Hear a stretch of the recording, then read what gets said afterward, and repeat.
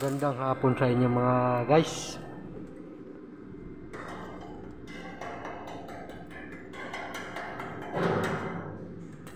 Ang elevator na ito ay isang katatapos lang i-install. At ngayon inire-repair namin. Dahil ang mga bracket nito ay lahat ng bracket ng main rail ay walang full weld, puro naka-spot lang mga guys. Kaya nire-repair namin ngayon dahil delikado. Kapag tumakbo yung elevator matanggal yung release. Kaya wini-welding namin ngayon. Dahil yung gumawa nito ay naka-spot lang yung mga bracket. Naka-spot lang mga guys. At napakanipis yung pagkaka-welding.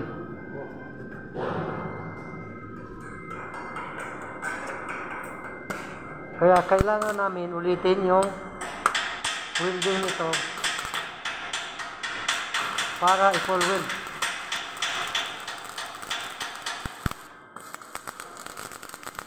At bago pa lang kayo, kung bago pa lang kayo sa aking Facebook page,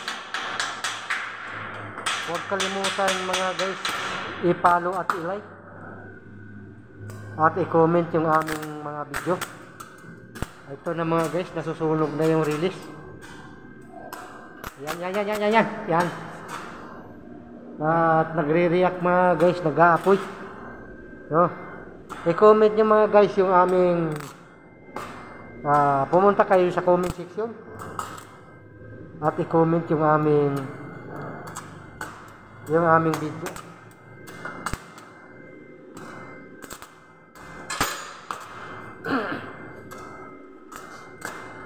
Yung ibang bracket nila doon sa taas mga guys, doon sa taas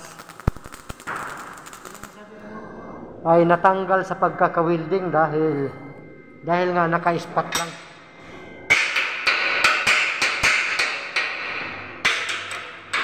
Dito tirahin mo kanto para kung sakali i-repair nila uli, madaling grinderin pag dyan.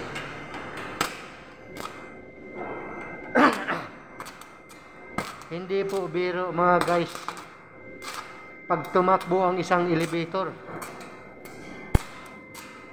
dahil 1 tonelada ito mahigit. Pag tumakbo ito, yung mga welding nito na naka-spot lang ay kaya niyang baklasin. Paano pag nabaklas lahat to at nadisgrasya yung sakay?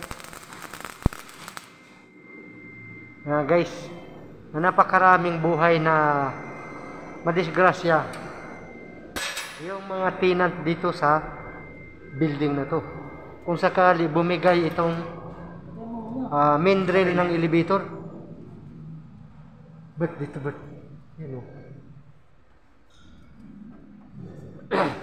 dahil karamihan ng bracket nito ay naka-spot lang.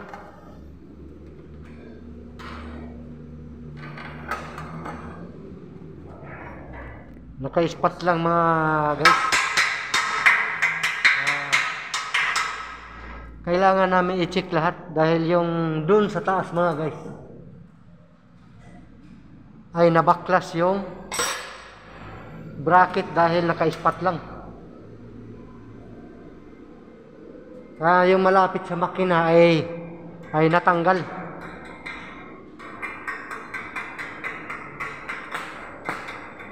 Dahil walang tibay yung pagkaka-welding. Walang tibay mga guys.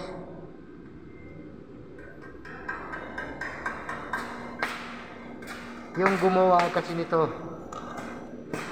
ay hindi pulido yung pagkaka-welding.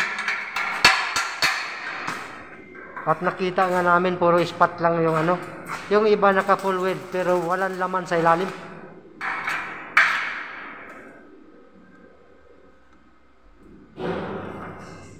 Oh. Makapal ang bula pero walang kapit.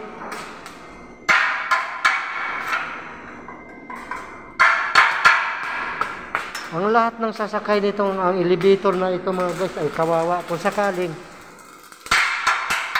bibigay ang release nito. Lalo na pag naka-speed na to, naka-normal. Uugayin niya lahat ng release na kinakapitan niya. Sa kabila po. Ano lang ba? Tuldok-tuldok mo lang. Yan, kailangan namin linisin mga guys para may kapit yung pangalawang welding. Oh, napakanipis. Napakanipis lang po ng welding nito. At kailangan po nating tibayan ito dahil kawawa yung buhay ng mga taong sasakay nito. At ayaw natin na may malisgrasya sa isang elevator na lalong-lalo na gawa namin. Ang gumawa kasi nito ay isang kinontrata sa boss namin. At ito nga, hindi maganda yung pagkaka-welding. At dahil puro bula lang yung ano. Ayan o. Bato. Yan o. Dito, winilding siya sa ibabaw. Pero, kung makita nyo, yan, walang kapit. Walang kapit mga guys.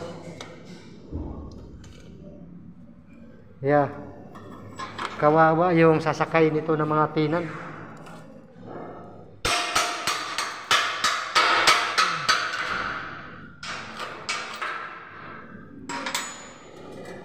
Oh, mga guys.